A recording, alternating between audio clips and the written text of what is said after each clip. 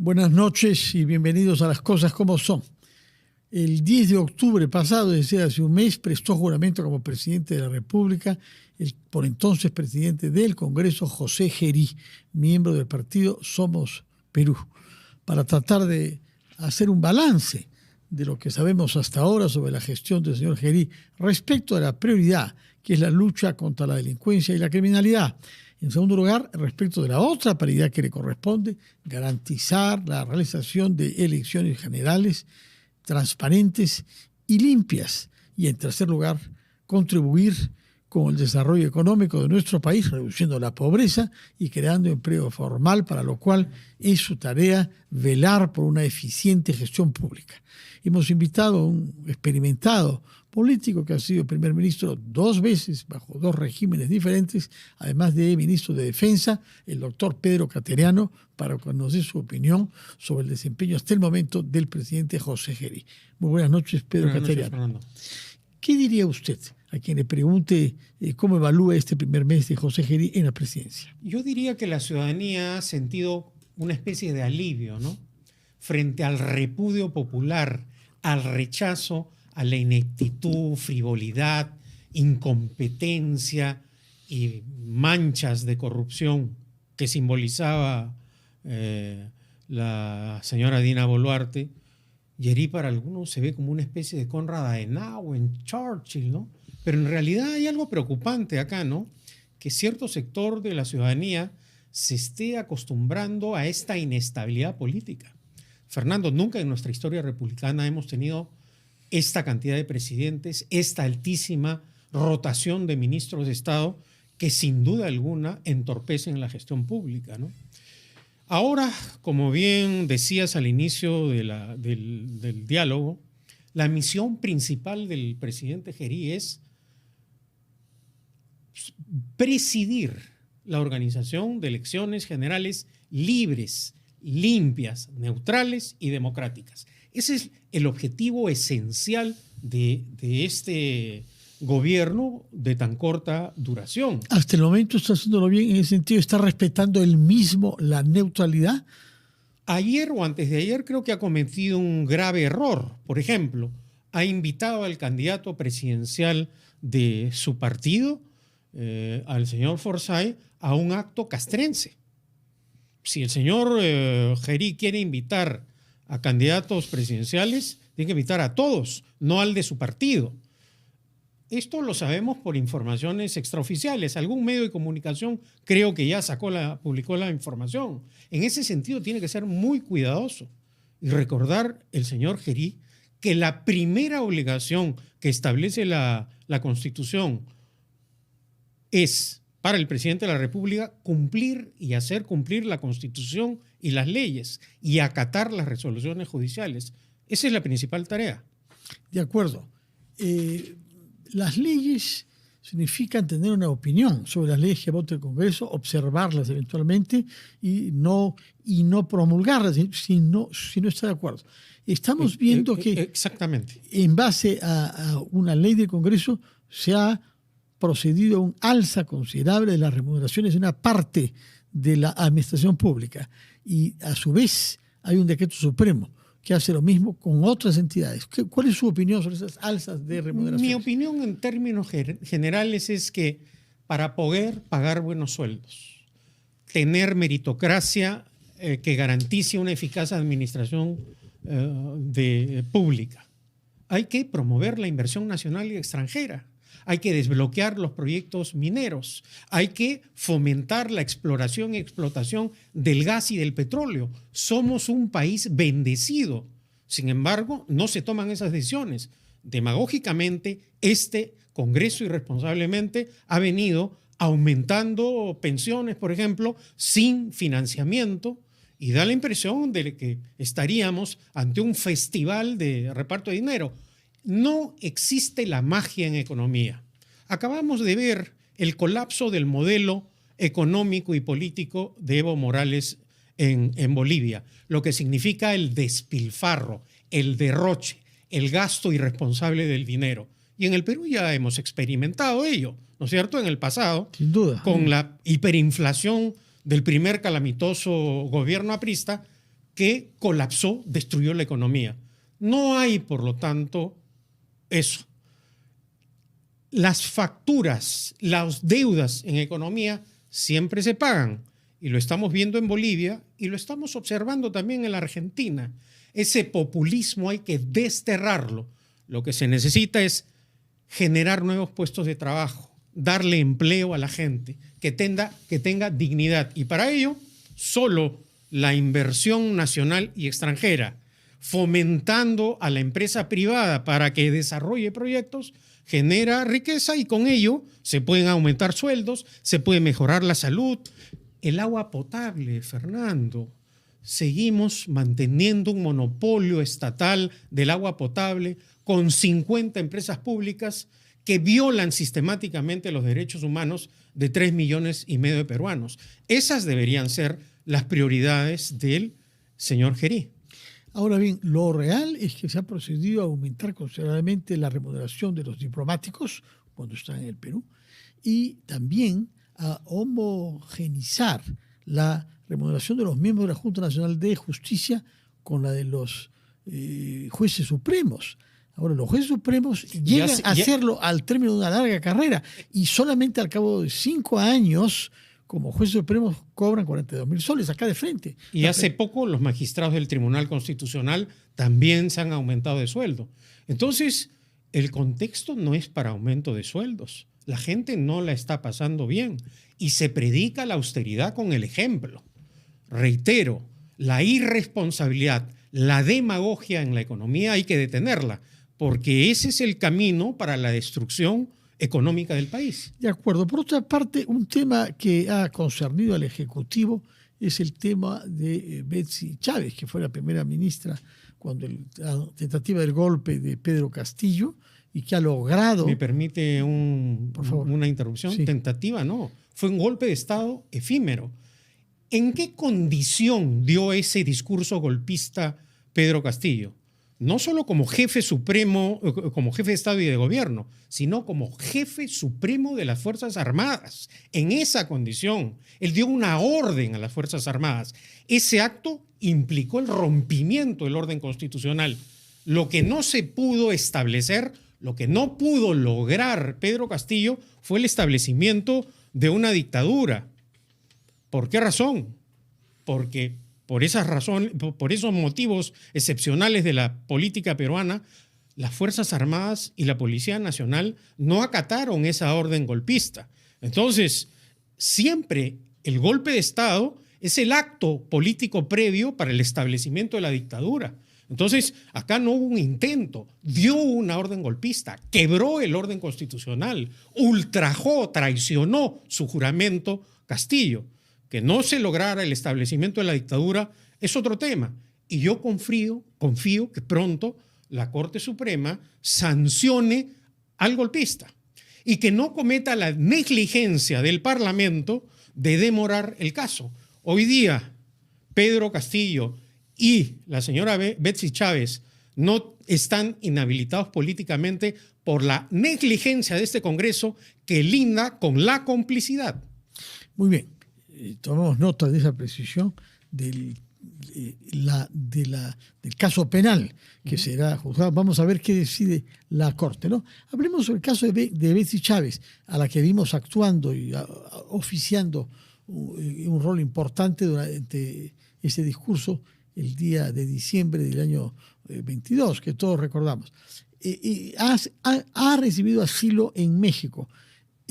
Usted se pronunció claramente contra el asilo cuando lo pidió el expresidente Alan García. ¿Qué diferencia hay entre uno y otro? Me he pronunciado contra todos los pedidos de asilo que implican obstruir la acción de la justicia. Alan García, Nadine Heredia y ahora Betsy Chávez. En ninguno de los casos hay persecución política. La señora Betsy Chávez no es una perseguida política, es una cómplice del golpe de Estado de Pedro Castillo. Y por lo tanto tiene que responder ante la justicia. Ella ha cometido una conducta claramente delictiva, sin duda alguna, y por ello está sometida a la acción de la justicia. Ella no es una perseguida política, como tampoco lo es el prófugo Vladimir Cerrón. Hay que decirlo que ahora La izquierda que en el pasado criticaba a los prófugos de la justicia, a los que huían, a los que se cambiaban de nacionalidad o postulaban a otros parlamentos para evitar la acción de la justicia, que hoy día esos izquierdistas hacen lo mismo que aquellos que en el pasado se fugaban y obstruían la acción de la justicia. Muy bien. ¿Qué puede hacer el Perú respecto de la entrega de un salvoconducto? Porque no hacerlo de una manera indefinida nos recordará el caso famoso de de la Torre y parece una interferencia en el tratado que hemos firmado, el tratado de asilo, ¿no? ¿Cuál es su opinión? Mi opinión es la siguiente, que la estrategia del señor Gerí y de la Cancillería ha sido equivocada. Yo creo que ante el anuncio de México, lo primero que ha debido enfatizar y señalar con firmeza el gobierno del Perú es que la señora Betsy Chávez no es una perseguida política, que la señora Chávez ha cometido un delito, que ha sido cómplice del golpe de Estado. Esta que ha debido ser la primera declaración de respuesta a la Cancillería mexicana, se vio opacada porque en simultáneo el país anunció el rompimiento de las relaciones con México. Y por lo tanto creo que esa estrategia en la decisión y en la comunicación ha traído este enredo. Ahora, son casos diferentes. En este caso, en el de México como en el de Brasil con la señora Heredia, a diferencia del caso del expresidente aprista, tanto México como Brasil concedieron el asilo inmediatamente. En el caso del Uruguay no fue así. El gobierno uruguayo no aprobó el asilo del expresidente aprista de manera inmediata. De esa manera hubo la oportunidad de explicar al gobierno uruguayo en ese lapso en el cual no le concedió el asilo que Alan García no era un perseguido político. Y finalmente el presidente Tabaré Vázquez, el presidente de Uruguay, tomó una decisión acertada. No se le concedió el asilo y por lo tanto no hubo esta discusión del salvoconducto. Esta es una situación distinta, en donde también la estrategia del Congreso ha sido mala. El Congreso, en lugar de denunciar y aprobar que la señora Shaun es una persona non grata, ha debido informar a sus pares mexicanos, al Parlamento de México, que no es una perseguida política, inclusive hacer el esfuerzo de enviar una misión parlamentaria con ese fin. Yo creo en ese sentido que tanto el gobierno como el Parlamento no han actuado con la estrategia debida. Hay una entrevista en el Comercio de ayer al señor Enrique Krause, que usted conoce, es un escritor, ensayista liberal de la revista Letras Libres, muy vinculado a Mario Vargas Llosa, quien es muy hostil naturalmente al gobierno de Sheinbaum, a la que le reprocha estar todavía sometida bajo los parámetros que dejó Andrés Manuel López Obrador, quien sostiene que fue un desatino declarar persona non grata a la presidenta de México. Repito, siendo él hostil a ella. Exactamente. ¿Qué piensa sobre eso? Y yo lo que pienso, y repito, lo primero que ha debido hacer el Parlamento peruano es explicar al Parlamento mexicano que la señora Betsy Chávez es una perseguida política. Luego de cumplida esa misión, si deseaba, se le declaraba persona no grata. Pero creo que se han alterado los procesos y las etapas. Y aquí se nota la inexperiencia del señor Gerí y también de la Cancillería. Y la Cancillería tiene la experiencia de vida porque ha manejado ya en los últimos años muchos casos de pedidos de asilo, absolutamente todos basados en intento de obstruir u obstaculizar la acción de la justicia. Entonces, acá nuevamente volvemos a lo mismo. Hay que hacer esta explicación de si México continúa con esta posición de encubrir el crimen, de encubrir a los golpistas, porque hay que decirlo que esta es una política de Estado desde López Obrador, no es la actual presidenta, solamente, bueno, después de deslindar, de explicar a la comunidad internacional esta conducta de encubrimiento de México a los golpistas del Perú, no va a quedar más remedio que extenderle el salvoconducto, ¿no? ¿En qué plazo? ¿Qué le parece? Bueno, y ese plazo dependerá de las acciones que adopte el gobierno. El gobierno ha señalado algunas como ir a la OEA. Yo creo que hay que denunciar ante la opinión pública internacional, el propio Parlamento, ir a otros, así como en el pasado han existido el envío de misiones parlamentarias para explicar a países hermanos que no están involucrados, que no están informados en el detalle, porque no es que la señora Betsy Chávez sea un personaje internacional. Hay que explicar la participación de la señora Betsy Chávez en el golpe de Estado efímero de Pedro Castillo como cómplice. Yo creo que acá lo que hay que diseñar es una estrategia de información adecuada. No podemos dejarnos avasallar por los golpistas, ni por los golpistas de izquierda, ni por los golpistas de derecha, ni por los que defienden a las dictaduras de izquierda, ni por los que defienden a las dictaduras de derecha. Porque a mí me causa gracia que algunos que sí han usado el poder para perseguir políticamente, y lo digo con conocimiento de causa, a oficiales del Ejército, de la Fuerza Aérea y a funcionarios del Ministerio de Defensa, solo por el hecho de haber trabajado conmigo, ahora digan que nunca han perseguido políticamente a nadie, cuando son los primeros que han usado el poder para perseguir políticamente. ¿Quiénes son estos? Fundamentalmente los fujimoristas y apristas, ¿no? De acuerdo. Ahora, en todo caso... Que están, dicho sea paso, involucrados en esta clase de casos. Los apristas estos días han tratado de vender la idea de que ciertas personas que sí señalamos en su oportunidad que García no era un perseguido político, en tratar de confundir.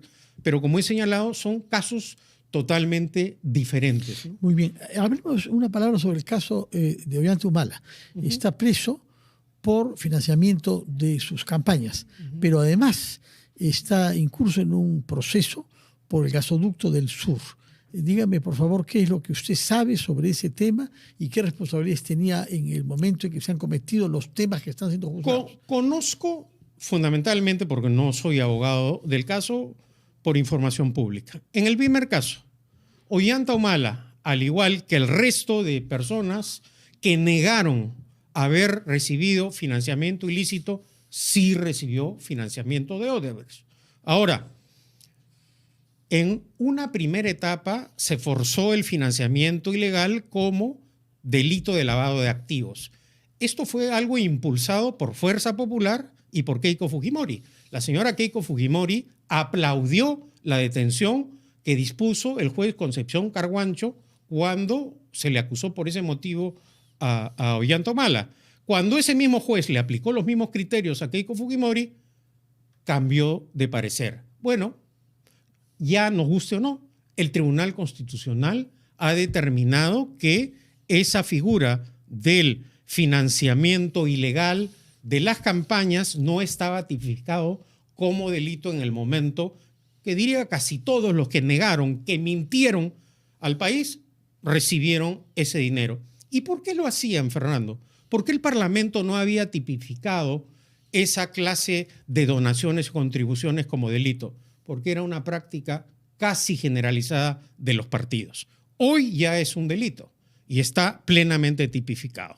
Una palabra sobre el caso del gasoducto del sur. El tema del gasoducto del sur, hasta donde estoy informado, es un caso de corrupción entre dos de las empresas que postularon para ganar el proyecto. Es decir, Odebrecht corrompió a un ejecutivo de la empresa competidora para obtener la información y poder ganar la licitación. Ese es el hecho objetivo. ¿Eso está confirmado? Bueno, hasta ahora eso está confirmado. No hay ninguna evidencia que Odebrecht, por ese hecho, me estoy refiriendo al gasoducto, le haya pagado algún soborno al expresidente Humala. ¿Y otros funcionarios de su gobierno? ¿Usted estaba en el gobierno en ese momento? Yo estaba en el gobierno como ministro de Defensa casi 3 años y como presidente del Consejo de Ministros casi año y medio. No vio nada extraño, nada que me... Nada extraño. Muy bien, muchas gracias, señor Pedro Cateriano, ex primer ministro, que nos ha explicado su punto de vista sobre el primer mes de José Gerí en la presidencia de la República. Luego hemos hablado sobre el caso de Betsy Chávez, así lo Fernando, conducto. y dejar y señalar una alerta. Va a acabar el año y cerca de 19.000 millones de soles no se han ejecutado. Casi 7.000 millones de soles por concepto de canon y sobrecanon. Esta negligente gestión de la administración pública tiene que acabar. ¿Qué lo traba? La ineficiencia, la ineptitud y el hecho de haber llenado la planilla del Estado de amigos del partido, de gente sin experiencia, sin capacidad para gestionar. El drama de hoy del Perú es que los gobiernos regionales y municipales tienen dinero y no lo gastan adecuadamente en beneficio de la gente. Esto tiene que cambiar. Muy bien, espero que se debata eso durante la campaña en la que jugará un papel usted en el partido suyo, Libertad Popular, puesto que, si estoy bien informado, postula a la vicepresidencia de la República en la fórmula que preside Rafael Belaúnde. Así es. Muy bien, hablaremos la próxima vez sobre la campaña. Todavía tenemos unas semanas hasta que se oficialicen las candidaturas. Muchas gracias, Pedro Canceriano, ex primer ministro y abogado. Y dirigente de Libertad Popular. Vamos a hacer una pausa y retomamos las cosas como son.